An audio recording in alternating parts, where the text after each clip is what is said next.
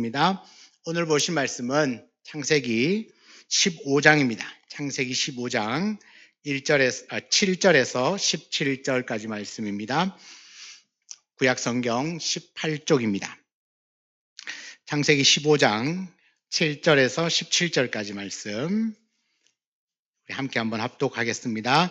또 그에게 이르시되 나는 이 땅을 내게 주어 소유를 삼게 하려고 너를 갈대아인의 우르에서 이끌어낸 여호와니라. 그가 이르되 주 여호와여 내가 이 땅을 소유로 받을 것을 무엇으로 알리이까? 여호와께서 그에게 이르시되 나를 위하여 3년 된 암소와 3년 된 암염소와 3년 된 순양과 산비둘기와 집비둘기 새끼를 가져올지니라. 아브라함이 그 모든 것을 가져다가 그 중간을 쪼개고 그 쪼갠 것을 마주대하여 놓고 그 새는 쪼개지 아니하였으며 솔개가 그 사체 위에 내릴 때에는 아브라함이 쫓았더라. 해질 때에 아브라함에게 깊은 잠이 임하고 큰 흑암과 두려움이 그에게 임하였더니 여호와께서 아브라함에게 이르시되 너는 반드시 알라. 내 자손이 이방에게 객이 되어 그들을 섬기겠고 그들은 400년 동안 내 자손을 괴롭히리니 그들이 섬기는 나라를 내가 징벌할지며 그 후에 내 자손이 큰 재물을 이끌고 나오리라.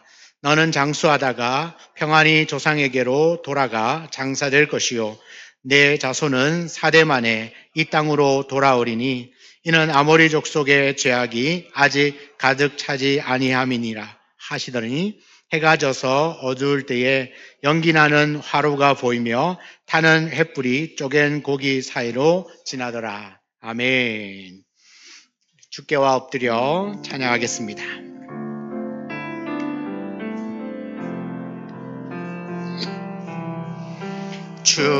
주께와 엎드려 경배드립니다. 주 계신 곳엔 기쁨 가득 무엇과도 누구와도 바꿀 수 없네. 예배드림이 기쁨 됩니다. 한 번 더 합니다. 주께와 엎드려 경배드립니다. 주 계신 곳엔 기쁨 가득 무엇과도 누구와도 바꿀 수 없네. 예배드림이 기쁨 됩니다. 아멘.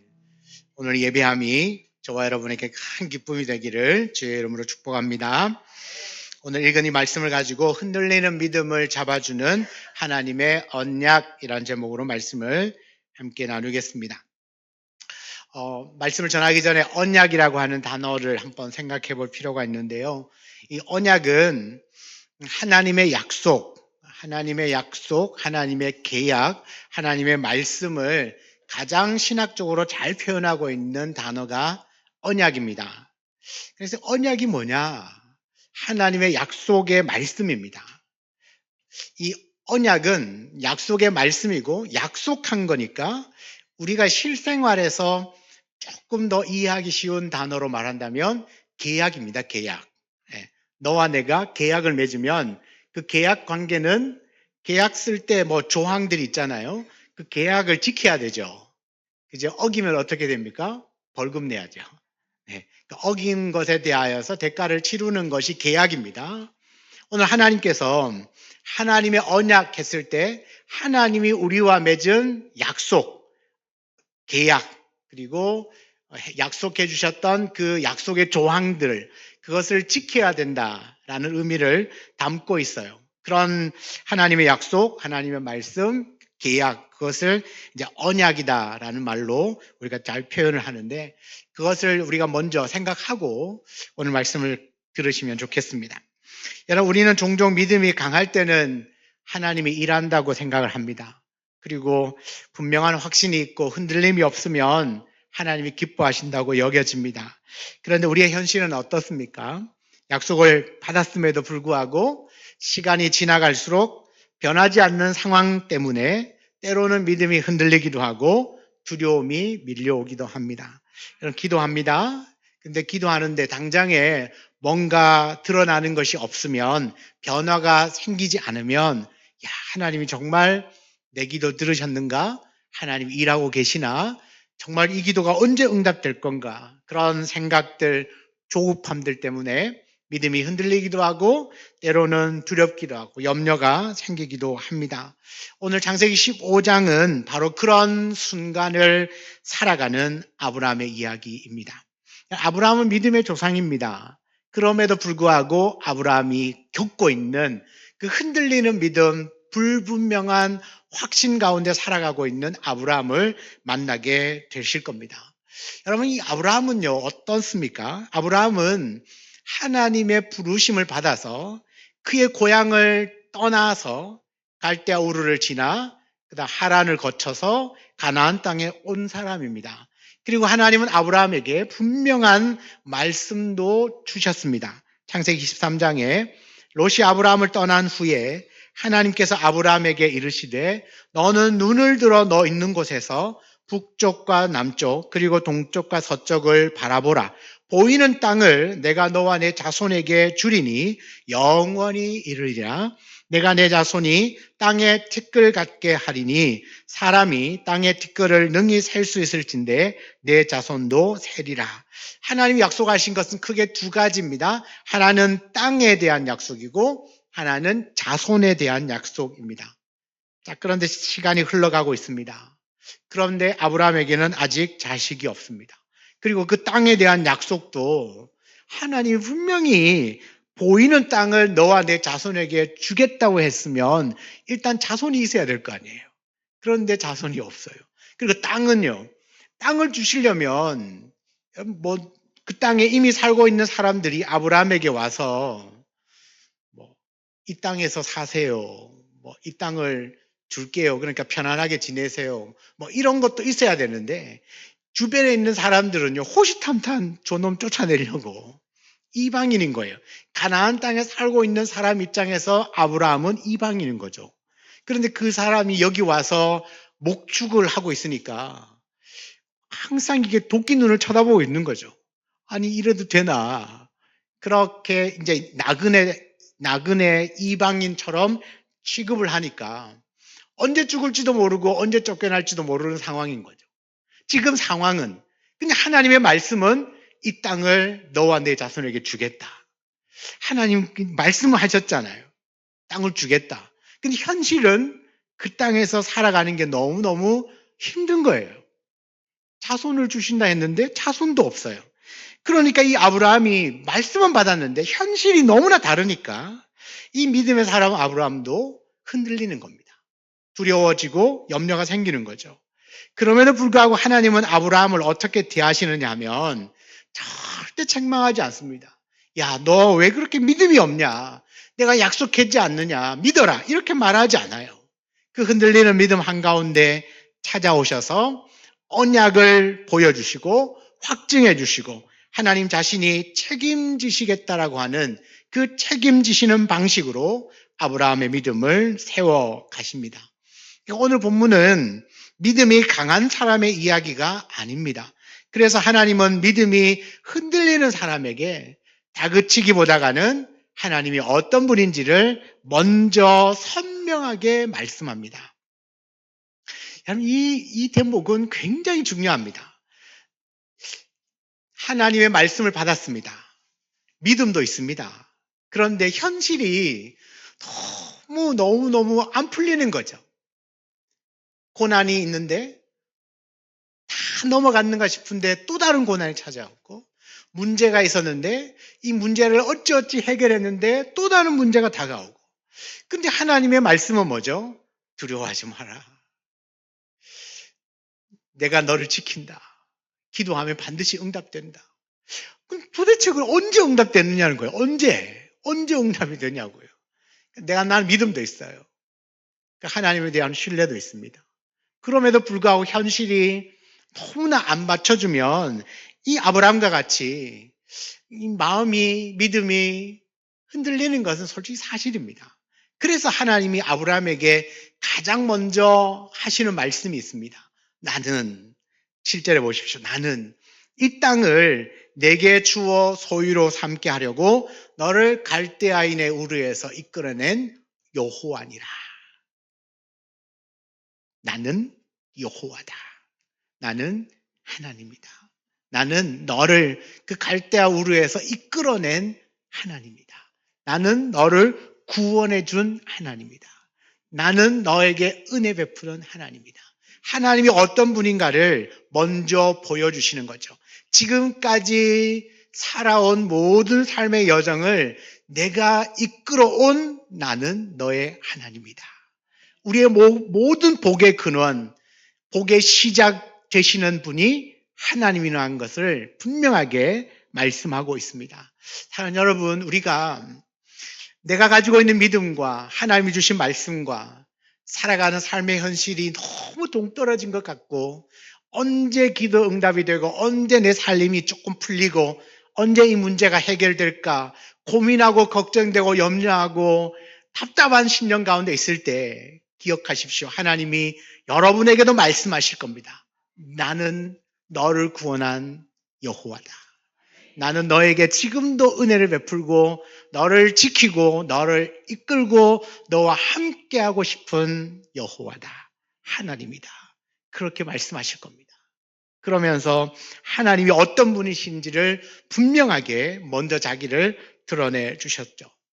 하지만 아브라함의 대답은 좀 이상합니다. 8절에 보면 그가 이르되 주 여호와여 내가 이 땅을 소유로 받을 것을 무엇으로 알리까? 하나님이 말씀하셨잖아요. 너와 너의 자손을 이 땅에 살게 하기 위해서 그 갈대아인의 우르에서 이끌어낸 여호와다 했더니 아브라함이 하나님 저도 정말 믿고 싶습니다. 이 말을 하나님 하신 말씀을 믿고 싶습니다. 그런데 현실이 너무 막막해서 자꾸 마음이 무너집니다. 주님 저를 붙들어줄 이 마음 믿음의 확신을 줄 수 있는 증거를 보여달라는 거죠. 하나님은 땅을 줄게.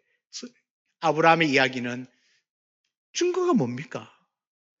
지금 현실은 너무 답답한데 어느 한 사람도 내게 찾아와서 여기서 살아라고 하는 사람 한 사람도 없는데 하나님의 말씀은 이 땅 줄게.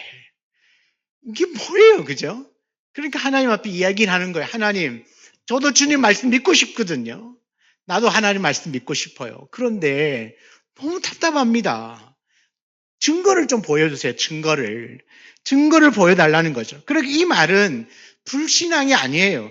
그냥 탄식이에요. 하나님 저도 믿고 싶어요. 저도 기도하고 싶고 저도 신앙으로 믿음으로 살고 싶다는 거죠. 흔들리지 않고 묵묵하게 하나님의 길을 하나님 믿는 사람처럼 살고 싶어요. 그런데 현실이 너무 힘들고 답답하다는 겁니다. 그러니까 나에게 좀 확신을 줄 수 있는 증거를 보여달라고 하나님 앞에 그냥 부르짖는 거예요. 호소하는 겁니다.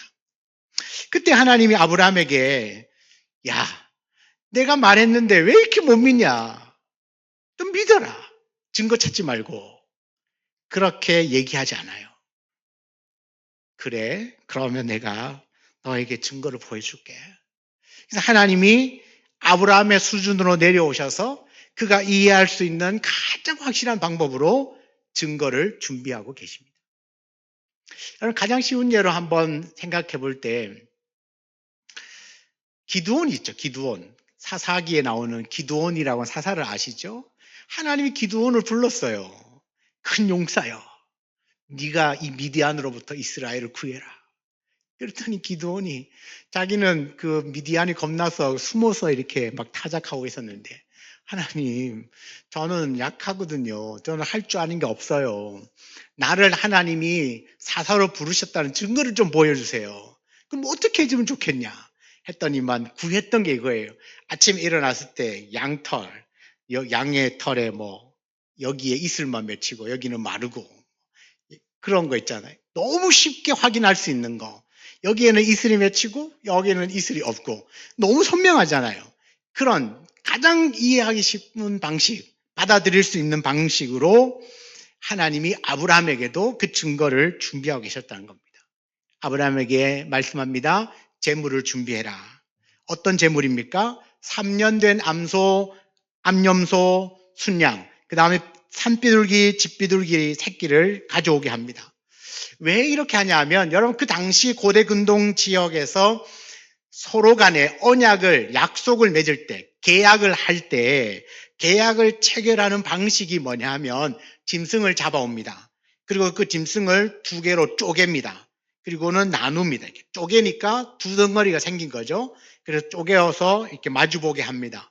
그리고 계약을 맺은 두 당사자가 이 쪼갠 고기 사이를 지나가면서 계약을 맺는 겁니다. 이유는 간단합니다. 만약에 이 계약을 맺은 두 당사자가 이 계약을 어기면 이 쪼갠 고기처럼 죽음으로써 그 대가를 치러야 될 것이다 라고 하는 그런 걸 맹세하듯이 하는 의식인 거죠. 하나님과 아브라함에게 약속을 하시는데 당시의 고대 근동 지역에서 계약을 맺을 때 많은 나라와 사람들이 했던 그 방식으로 아브라함과 약속을 체결합니다. 그러니까 이 약속, 이 언약을 통하여서 하고 싶은 이야기가 뭐예요? 하나님 말씀하신 것은 반드시 지킨다, 이루어진다라는 것을 보여주시기 위해서입니다. 그럼 언약의 당사자는 누구입니까? 하나님과 아브라함입니다. 하나님께서 아브라함에게 말씀하시는 것처럼 아브라함이 동일하게 짐승을 잡아다가 준비를 하죠. 10절에 보면 모든 것을 가져다가 그 중간을 쪼개고 그 쪼갠 것을 마주대하여 놓고 그 새는 쪼개지 아니하였다라고 합니다. 짐승을 잡아서 쪼개고 이렇게 마주보게 했다라는 겁니다.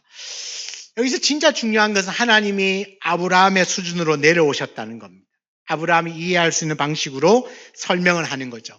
그냥 믿어라. 내가 말했으니까 될 거다. 그렇게 말하는 게 아니라 그 연약한 아브라함의 믿음을 외면하지 않으시고 흔들리는 그 마음을 외면하거나 다그치지 아니하시고 그래, 힘들 수도 있다. 그러니까 내가 분명한 증거를 내가 보여줄게. 그러면서 준비를 하셨다는 겁니다. 드디어 하나님께서 움직이기 시작합니다. 아브라함이 짐승을 잡아서 쪼개고 갈라놓고 난 다음에 해질 무렵이 되었을 때 하나님은 아브라함을 깊이 잠재우십니다. 그리고는 큰 흑암과 어둠이 그를 덮었다라고 말합니다. 그리고는 단순하게 이것은 깊은 잠이 임하였다고 해서 그냥 졸려서 자는 게 아니에요. 이 성경의 표현은 하나님의 어떤 주권적인 임재 앞에 압도당하고 있는 인간의 영적인 상태죠. 하나님이 그냥 아브라함의 힘을 쫙 빼신 거예요. 아무것도 못하도록 그가 의지하고 있는, 그가 가지고 있는 모든 힘을 완전히 내려놓게 만드십니다. 그 다음에 뭐죠? 하나님의 계시가 주도하는 거죠. 그 다음부터는 하나님의 계시가 주도하도록 만들어 갑니다. 여기서 중요한 사실 하나는 언약이 본격적으로 진행되는 순간에 아브라함은요, 아무것도 할 수 없는 상태였다는 겁니다. 그는 걷지도 않았습니다. 말하지도 않았습니다. 그는 선택하지도 않았습니다. 그저 잠들어 있었습니다. 하나님은 의도적으로 그렇게 하신 거죠. 왜 의도적으로 그렇게 하셨느냐? 나중에 설명을 드리겠지만, 이 아브라함에게는 이 약속을 지킬 만한 그런 능력이 없기 때문입니다.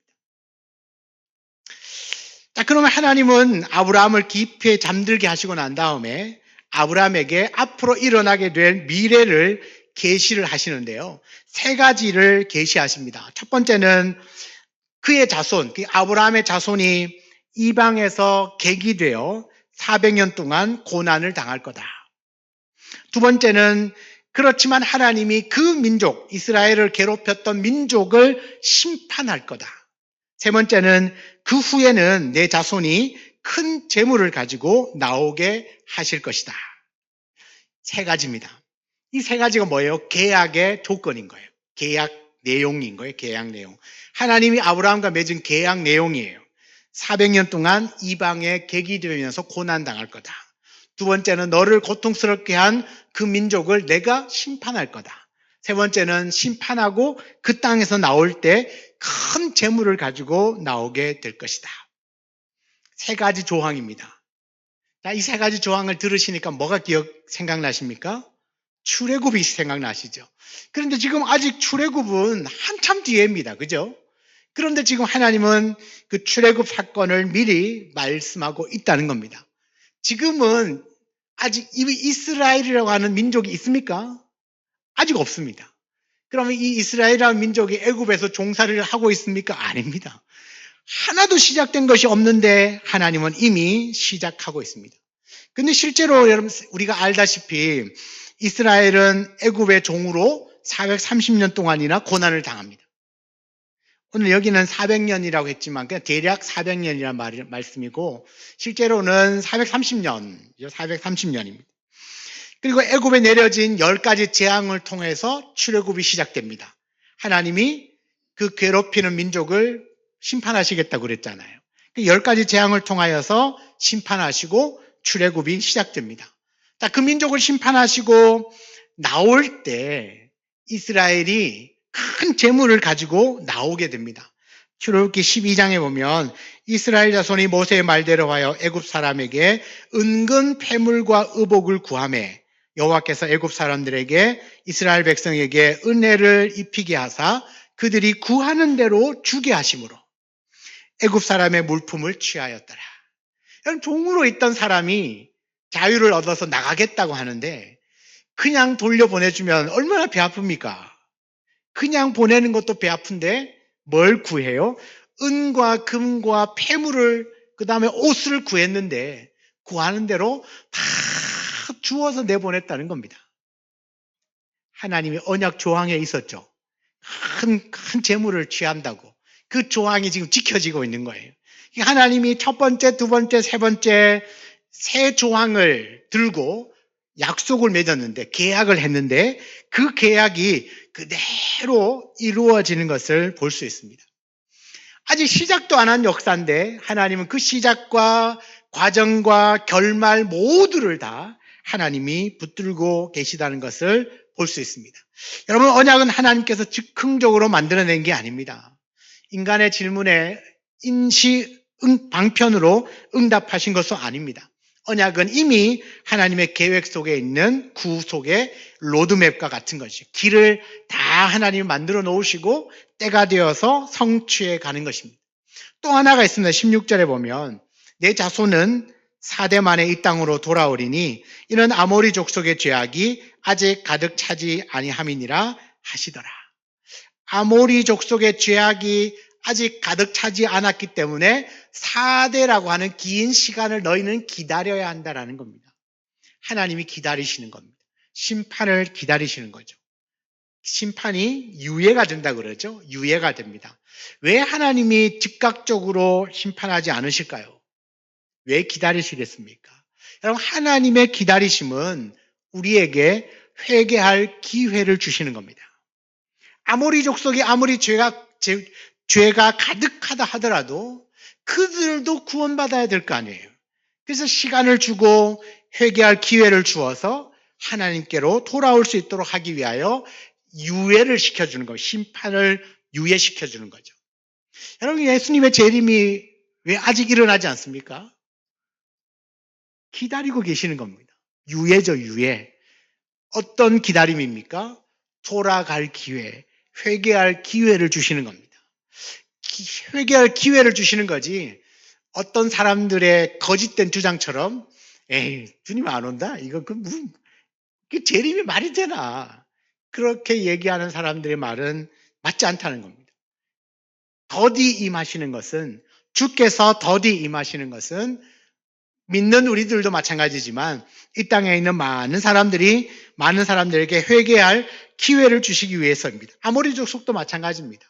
그들의 죄악이 가득 찰 때까지 하나님은 기다리시는 하나님이시죠.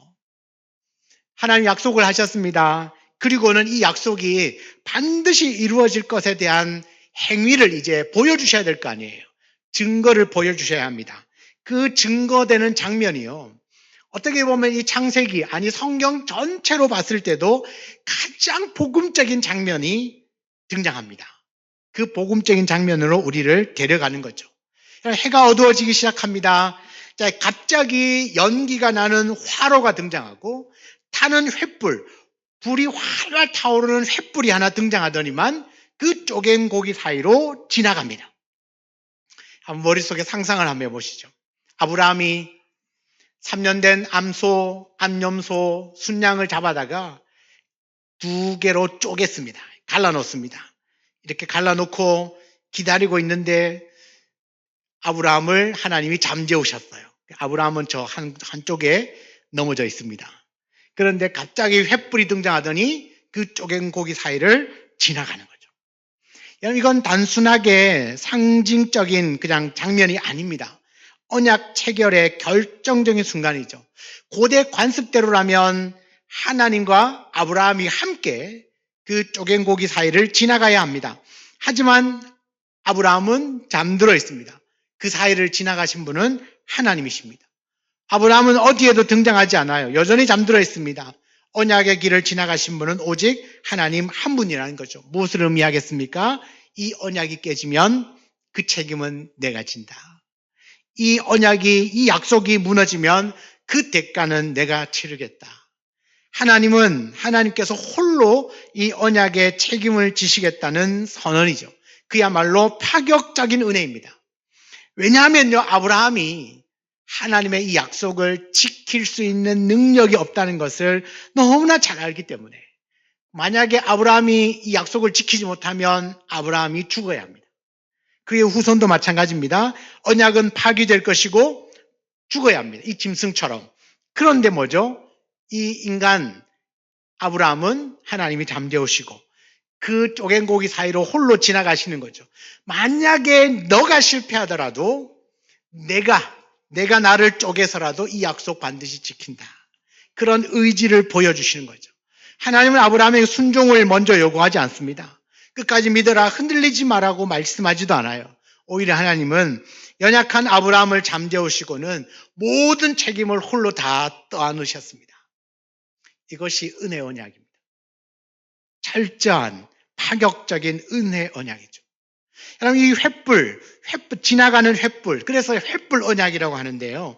이 횃불 언약은 단순하게 구약에 아브라함이 경험했던 신비로운 체험으로 끝나지 않습니다. 이런 일방적인 은혜 언약은요, 수천 년이 지난 뒤에 예루살렘의 골고다 언덕에서 일어날 십자가 사건의 거대한 전조 사건입니다. 고대 근동 지방의 언약 법대로라면 언약을 어긴 인간이 쪼개진 짐승처럼 죽임을 당해야 마땅합니다. 아브라함도 그의 후손도 이스라엘도 오늘 우리도 하나님과의 언약을 수없이 어겼습니다. 그러면 누가 죽어야 합니까? 내가 죽어야 합니다. 그러나 하나님은 우리에게 그 책임을 묻지 않습니다. 오히려 우리를 쪼개는 대신에 자기의 아들 독생자 예수 그리스도의 몸을 쪼개셨습니다. 여러분, 휘장이 위에서 아래로 찢겨지듯이 예수님은 십자가에서 그 몸을 쪼개어서 우리가 하나님께 나아갈 살 길을, 새롭고 살 길을 열어주셨다는 겁니다. 횃불로 지나가셨던 하나님께서 이제는 그 십자가의 제물이 되어 그 언약을 확증하신 거죠. 하나님의 말씀이, 하나님의 약속이 이루어지지 않으면 그 책임은 하나님이 고스란히 다 지셔야 되고, 만약에 내가 약속을 어겼다 하더라도 내가 죽는 것이 아니라 그 언약의 당사자였던 하나님이 대신 죽으심으로 이 약속을 반드시 지키겠다고 하는 하나님의 아주 파격적이고 아주 단호한 그런 의지를 담고 있는 언약이에요. 그 횃불 언약이 십자가에서 완성이 되어졌습니다. 여러분, 십자가가 뭐죠? 우리의 구원을 한번 생각해 보겠습니다. 아브라함이 깊이 잠든 사이에 홀로 지나가신 하나님의 그 횃불은 우리의 구원이 인간의 열심과 하나님의 은혜의 결합이 아니라는 것을 보여줍니다. 그러니까 구원은 오직 하나님의 열심으로만 이루어진다는 거죠. 마치 아브라함을 잠재우시고 그 쪼개진 고기 사이를 홀로 지나가셨던 것처럼 이 구원에는 너의 공로가 1%도 들어있지 않다. 오직 전적인 하나님의 은혜다. 하나님의 전적인 은혜, 100% 하나님의 열심으로 이루어진 것이 너의 구원이다. 그러므로 이 구원은 절대로 취소될 수도 없고 변할 수도 없는 것이 되는 겁니다. 여러분, 예수님이 십자가상에서 마지막으로 하신 말씀이 뭐죠? 다 이루었다는 것. 뭘 다 이루었다는 겁니까? 아브라함에게 약속하셨던 그 언약, 그 피의 그 언약을 오늘 이 십자가상에서 다 이루시면서 생명으로, 죽음을 생명으로 바꿔 놓으시는 그 놀라운 사명을 완수하셨다는 선언입니다. 여러분, 우리는 죽어요. 그러나 죽지 않습니다. 왜요? 십자가에서 내가 죽어야 되는데 언약을 파기하고 언약을 지키지 못한 대가를 내가 치러야 하는데 나 대신에 하나님이, 왜냐하면 하나님과 우리 사이에 우리와 언약을 했기 때문에, 그러면 내가 그 값을 대신하지 못하면 나머지 언약의 당사자 하나님이 대신 그 언약 파기의 대가를 치르셔야 되거든요. 그래서 하나님은 그 아들을 그 십자가에서 쪼개신 거죠. 그러면서 우리에게는 살 길을 열어주셨습니다. 수도 없이 언약을 어기고 수도 없이 말씀에 불순종하고 수도 없이 죄를 짓지만 우리는 그 죄의 대가로 내가 죽어야 하지만 하나님께서 그 죄에 대한 책임을 그분이 홀로 고스란히 다 지셨다는 겁니다. 그리고 그 죄에 대한 대가로 그분은 십자가에서 죽임을 당하신 거죠. 쪼개어짐을 당하신 겁니다. 그러면서 언약의 당사자인 우리에게는 새로운 살 길을 열어주신 거죠. 여러분, 이것이 횃불 언약이고 그것이 바로 십자가입니다. 여러분, 우리가 흔들릴 때 우리가 더 잘 붙들려고 애쓰기보다는 이미 나를 붙들고 계시는 하나님을 바라보아야 합니다. 여러분, 우리의 신앙이 강해지는 것이 아니라 더 깊이 맡겨지는 것이 우리의 신앙입니다. 오늘 창세기 15장의 말씀을 통하여서 우리의 믿음이 흔들릴 때 하나님은 언약을 통하여서 우리의 흔들리는 믿음을 잡아주셨어요. 오늘날 우리에게도 마찬가지입니다. 우리 신앙은 언제나 완벽하지 않아요. 결단도 흔들리고 감정도 식어버릴 때가 있고 상황은 약속과는 다르게 흘러갈 때가 훨씬 더 많습니다. 그때마다 복음은 우리에게 말합니다. 우리가 하나님을 붙드는 게 아니라 하나님이 우리를 붙들고 있다. 내가 하나님을 붙드는 것보다 하나님이 나를 더 확실하게 붙들고 있다. 내가 흔들리고 답답하고 어려움을 겪고 힘들 때마다 하나님이 말씀하시는 거죠.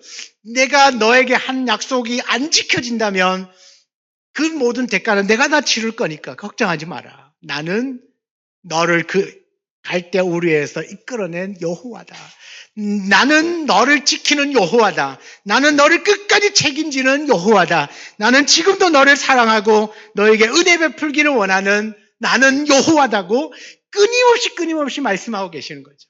여러분, 우리의 상황이 변하지 않아도, 내가 기도하는 대로 응답되지 않아도, 내 가슴 답답한 일이 계속해서 밀려오더라도 우리는 그것 때문에 흔들리지 아니하고 내가 정말 기억하고 붙들어야 될 건 하나님의 말씀이에요.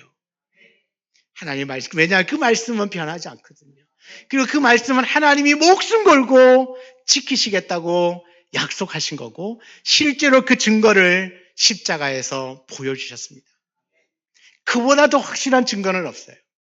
내가 너에게 한 모든 약속이 반드시 이루어질 거라고 하는 분명한 확신, 분명한 증거, 그 십자가보다 더 확실한 증거는 없는 것이죠. 사랑하는 여러분, 믿음이 약해졌다고 좌절하지 마십시오. 내가 이렇게 오랫동안 신앙생활을 했는데도 왜 나는 믿음이 없는 것처럼 느껴지나? 왜 이런 조그만한 일 때문에 흔들리나? 그렇게 생각이 들 때도 여러분 포기하지 마세요.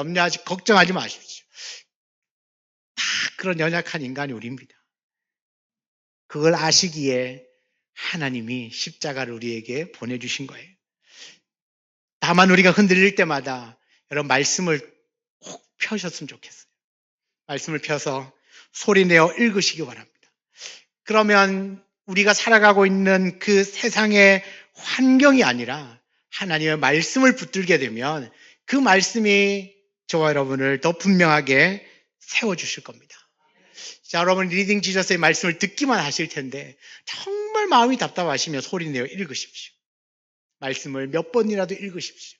그러면 그 말씀이 여러분을 여러분 마음 안에 있는 그 염려와 고민과 걱정과 답답함들을 쫙 밀어낼 겁니다. 혹시나 주변에 흔들리는 성도들이 있다면 판단하지 마시고 하나님 말씀을 붙들고 그들이 다시 일어설 수 있도록 기도해 주시고 격려해 주시길 바랍니다. 마지막으로는 내가 잠들고 지쳐 있을 때에도 나를 대신하여서 인생의 고통 사이를 지나가시는 그 주님의 은혜를 꼭 기억하시길 바랍니다. 하나님은 끝까지 우리를 책임지시기 위하여서 십자가를 주신 거예요. 그 십자가는 이미 세워졌고 우리 인생 한가운데 들어와 계십니다. 비록 답답하여서 아무것도 보이지 않아도 여러분 눈에 십자가만 보인다면 여러분 소망이 있고 다시 살아갈 그 용기가 생기게 될 겁니다. 언약은 이미 체결되었습니다. 횃불은 이미 지나갔어요. 십자가는 이미 세워졌습니다. 그러므로 오늘 흔들릴 수는 있어도 절대로 무너질 수는 없습니다. 언약을 끝까지 신실하게 지키시는 하나님이 우리와 함께 하심을 믿습니다. 하나님이 여러분 곁에 계십니다. 가장 가까운 곳에 계시고 여러분과 함께 살아가고 계십니다. 제가 참 기도하는 기도의 제목 중에 하나가 나를 위해서도 기도하지만 여러분들을 위해서 기도할 때 빠지지 않고 하는 기도가 있어요. 하나님 우리 성도들과 함께 좀 살아달라고. 하나님 좀 함께 살아주십시오. 제가 여러분들을 다 돌봐줄 수 없을 때에도 하나님이 여러분과 좀 우리 성도들과 함께 좀 살아달라고. 먼저는 하나님 나와 함께 좀 살아주십시오. 우리 성도들과도 좀 함께 살아주십시오. 하나님 여러분과 함께 살아가시면 여러분의 삶의 모든 형편을 돌아봐 주실 것이고 그 답답한 마음에도 또 평안을 주실 것이고 은혜를 주실 것이고 염려를 떠나보내고 주를 의지할 수 있는 믿음을 더하여 주실 줄 믿습니다. 이 언약의 하나님을 신뢰하시고 하나님의 은혜가 지금 우리의 인생에 충만하게 머물고 있다는 사실을 한순간도 잊지 마시고 그 은혜를 붙들고 살아가는 저와 여러분 모두가 되시기를 주의 이름으로 축원합니다. 아멘. 우리 같이 한번 주신 말씀을 붙들고 기도하겠습니다.